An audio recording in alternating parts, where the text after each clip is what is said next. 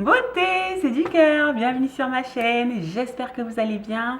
Moi ça va, ça va moyen on va dire parce que vraiment je suis désolée de ne pas avoir posté de vidéo la semaine dernière. J'ai eu un gros souci technique et du coup voilà, mais vraiment je suis désolée. Qu'à cela ne tienne, il me sera je pense plus facile la prochaine fois d'anticiper ce genre de désagrément. En tout cas vraiment désolée.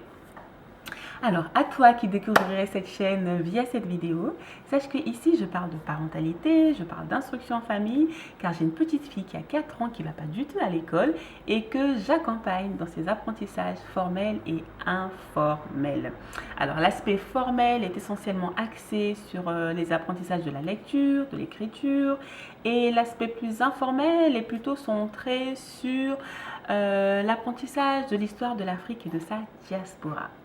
Alors, comment fait-on ce genre de choses avec une fille de 4 ans? Eh ben, j'ai un calendrier que j'appelle Poutre du temps, qui est à hauteur d'enfant et pour enfants, à travers lequel, une fois par mois, je fais un zoom sur une personnalité qui s'est illustrée dans notre histoire. C'est donc pour moi l'occasion, durant tout ce mois-là, d'en savoir davantage sur cette personne-là avec elle. Et donc voilà, donc on le fait à travers plein de jeux, plein de trucs, de manipulation essentiellement parce qu'à cet âge-là, on est vachement sensoriel. Donc voilà. Sois la bienvenue. Et ça tombe bien parce que la thématique aujourd'hui est axée poutre du temps. Je vais donc vous montrer la personnalité qui nous a accompagnés tout au long du mois de février, puisque février vient juste de se terminer. Alors déjà, je dois vous dire que je ne choisis pas la personne de façon hasardeuse. Je m'assure que sa date de décès correspond au mois en cours.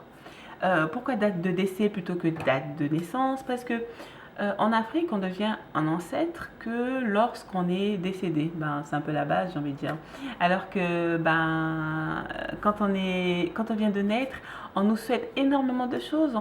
On souhaite au petit enfant qu'on a sous nos yeux beaucoup de choses, qu'il impacte son monde. On lui souhaite vraiment une destinée heureuse, mais de façon factuelle, on ne sait pas si véritablement ce qu'on lui souhaite pourra se matérialiser, se manifester, prendre forme. Par contre, quand quelqu'un est décédé, il nous est facile de faire un flashback, de prendre la mesure de son histoire et de voir si réellement il a impacté le monde. Donc, c'est en cela que moi, la date de décès importe plus que la date de naissance. Et la personnalité qu'on va découvrir n'est autre que Cheikh Anta Diop, qui serait décédé un 17 février. Et comme vous le savez certainement, c'était un grand historien, mais pas que, qui s'est attelé sa vie durant à montrer l'apport de l'Afrique noire dans la culture et la civilisation mondiale. On va dire ça comme ça. Donc c'est lui que Naya a pu découvrir, et moi aussi d'ailleurs, tiens. Bref. Roulement de tambour, je vous montre notre poutre du temps. Tadam, ça ressemble à ça. Alors évidemment, vous avez reconnu certainement Cheikh Anta Diop ici. Et là, vous avez vu notre système solaire, mais on en reparlera. Et sur le côté, il y a les jours de la semaine parce que Naya elle apprend à lire, donc c'est intéressant pour elle de les avoir ici. Et aussi sur le côté, j'ai juste fait un récap de ce que c'est qu'un système solaire. Et là, nous avons nos 5 semaines que compose un calendrier, tout ce qu'il y a de plus normal, basique, classique. Et avec cette pince, tous les matins, elle vient, elle change les jours de la semaine, ce qui lui permet de prendre la mesure de ce temps qui passe. Voilà. Bon, maintenant, on va pouvoir discuter un petit peu de tout ça. Pourquoi le système solaire? Et pas seulement Cheikh Anta Diop, j'ai envie de dire. J'ai à cœur, à chaque fois que je présente une poutre du temps à Naya, j'ai à cœur qu'elle puisse vraiment se l'approprier. Donc à chaque fois, je pars de son intérêt du moment pour pendre la poutre du temps. Et en ce moment, elle est très axée lune, elle me pose énormément de questions. En fait, c'est mon signal. Quand je sens que en ce moment, elle me pose trop de questions sur quelque chose, et je prends une thématique qui va dans ce sens parce que là, je suis certaine à 90% minimum qu'elle va adhérer. Et comme elle peut me poser énormément de questions sur le soleil, pourquoi il disparaît, naturelle, elle lune et blablabla. Donc ça a été l'occasion de parler de cette poutre, de ce système solaire. Voilà, et elle a adhéré. Donc ce que j'ai fait des petites, j'ai fait le système solaire, je l'ai dessiné, j'ai fait des petits rangs et c'est elle qui a colorié.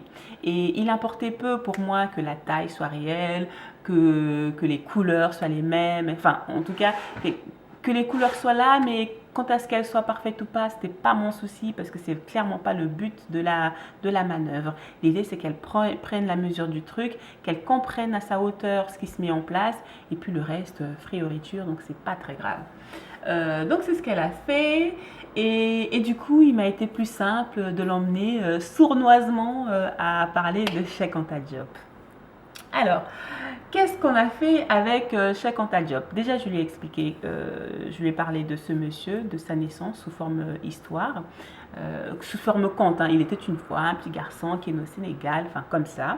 Et ensuite, il a été important pour moi qu'elle puisse retenir son visage, qu'elle soit en mesure de le reconnaître parmi beaucoup d'autres. Donc, on a fait ce que j'appelle une lecture de photos. Alors, j'ai pris la photo que vous avez vue, mais elle était un peu plus grande, en format A4. J'ai posé devant elle et je lui ai demandé ce qu'elle voyait tout de suite. Donc, tout de suite, elle m'a sorti, il a des lunettes, il a des moustaches, il a de la barbe, mais plutôt ici et pas trop là. Enfin bref, elle a fait sa description à sa façon, très bien. Une fois qu'on a fini ça, on est passé à de la manipulation. J'ai sorti de l'argile et puis je lui ai demandé de dessiner le visage de ce monsieur. Donc elle a refait sa boue, elle a essayé de mettre tout ce qu'elle m'avait dit au départ, les lunettes, les machins. Hein. On est d'accord que c'était pas folichon, en tout cas pas assez pour que je vienne fanfaronner ici du génie de ma fille. Pas du tout. Mais encore une fois, c'était pas la question. Il fallait vraiment qu'elle puisse juste se l'approprier. Et ce qu'elle a fait à sa manière, donc c'était très bien.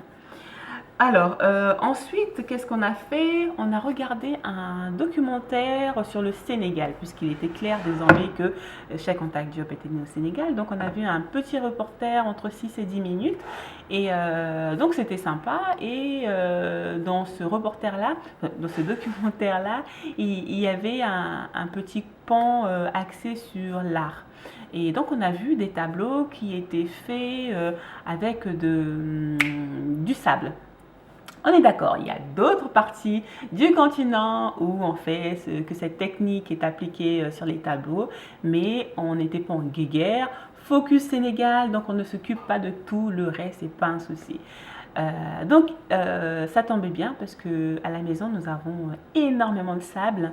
On travaille énormément avec le sable pour d'autres activités, hein, rien à voir avec ça. Mais en tout cas, l'année dernière, j'avais commandé 40 kilos de sable. Mais c'est pas cher, hein. C'était entre 2 et 3 euros maximum en fait, donc c'était canon. Et donc on a pu travailler cette peinture à base de ça, enfin une toile, voilà.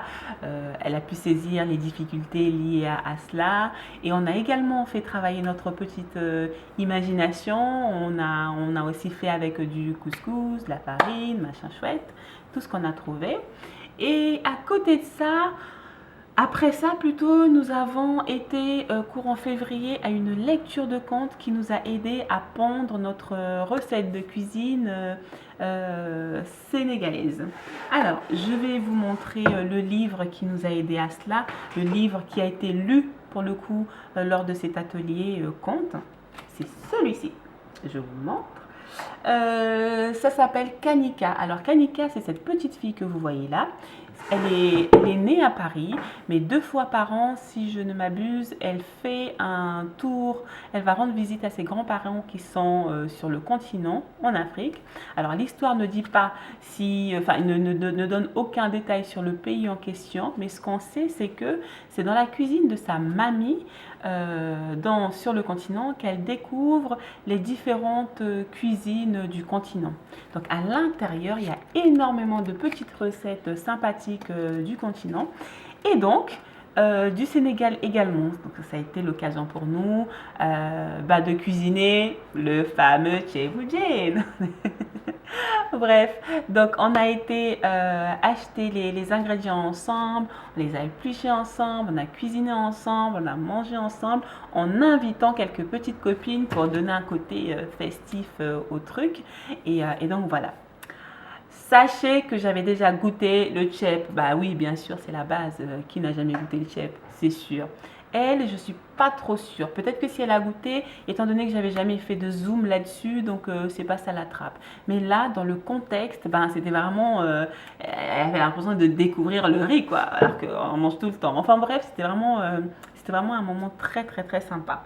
Voilà. Et sinon, autre chose, l'aspect musical est important aussi. Donc, on a énormément écouté des artistes, enfin de la musique sénégalaise tout le long du mois de février.